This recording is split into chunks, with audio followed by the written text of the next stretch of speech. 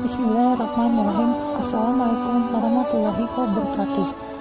Ada orang yang mengatakan, sungguh ucapan keji itu pemahaman yang relatif, dan hal itu pada sebagian daerah digunakan kata-kata kotor sebagai kebiasaan, sering dipakai dan bukan sebagai ucapan kotor, dan bisa jadi diucapkan seorang pemuda kepada ayahnya.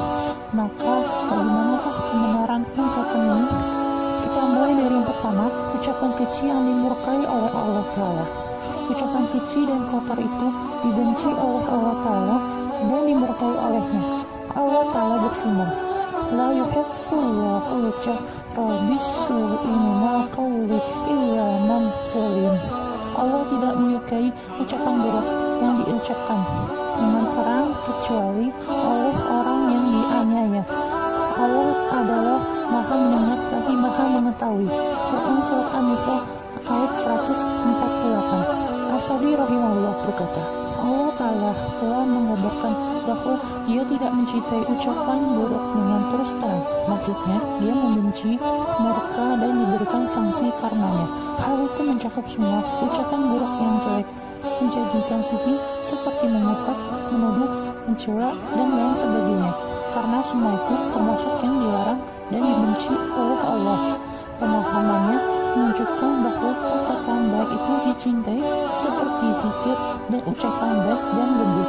Firman Allah Ta'ala yaitu bahwa diberikan baginya untuk mendoakan celaka kepada orang menzaliminya, mengeluhkannya, dan berterus terang dengan julukan buruk, tanpa berdusta kepadanya dan tidak menambah kezalimannya, dan tidak keluar mencela kecuali kepada orang menzaliminya. Namun bersamaan dengan itu pemberian maafnya dan tidak membalasnya itu lebih utama. Sebagian firman Allah Ta'ala, Faman al-fa'la asbahu ma'ajuruhu ma'allah. Maka barang siapa memaafkan dan berbuat baik, maka pahalanya atas tanggungan Allah. Quran Surat Asy-Syura ayat 40. Yang kedua, al-fusyu atau dikenal dengan kekecilan adalah ucapan dan perbuatan buruk yang tidak disukai oleh tabiat manusia. Al-fusyu adalah ungkapan terkait dengan hal-hal buruk dengan ungkapan yang jelas, dan kebanyakan hal itu terkait dengan ucapan-ucapan tentang cina dan yang berkaitan dengannya.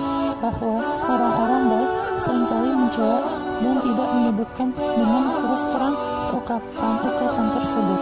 Ada ungkapan-ungkapan buruk yang tidak baik untuk disebutkan, dan kebanyakan digunakan untuk mencela dan menghina dan semua yang mempermalukan, maka tidak sebaiknya untuk disebut dengan kata-kata yang jelas karena kekejiannya. Secara umum, bahwa kekejian itu adalah ucapan dan perbuatan buruk yang dibenci oleh tabiat manusia. Sebagiannya termasuk yang disepakati oleh semua umat, dan sebagiannya berbeda sesuai dengan perbedaan kebiasaan setempat.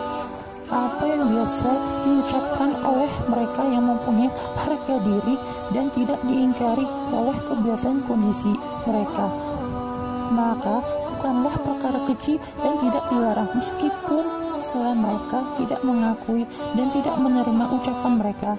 Dan apa yang diingkari oleh mereka yang mempunyai harga diri dan manusia-manusia baik dan bukan termasuk ucapan yang beredar di tengah-tengah mereka dan tidak menjadi julukan untuk sebagian mereka, maka menjadi sebuah kekejian yang dilarang.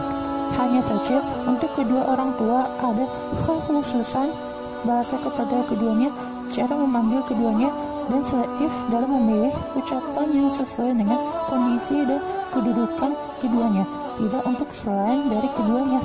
Maka sebaiknya bahasa untuk keduanya disesuaikan dengan kedudukan ayah dan ibu, tidak hanya sekedar dengan bahasa yang digunakan untuk orang lain, bahkan menjadi sebuah kewajiban hendaknya hal ini menjadi bahasa mereka yang mempunyai harga diri dan orang perkotaan di negara orang yang mengucapkan kepada para ayah dan ibu mereka. Oleh karenanya, para ulama melarang seorang anak memanggil ayah dan ibunya dengan namanya, karena hal itu tidak layak untuk bahasa kepada kedua orang tua. Hal ini termasuk hal yang sudah diketahui oleh semua orang. Mereka berpendapat termasuk hal buruk dan tidak sopan. Wallahu a'lam. Wassalamualaikum warahmatullahi wabarakatuh.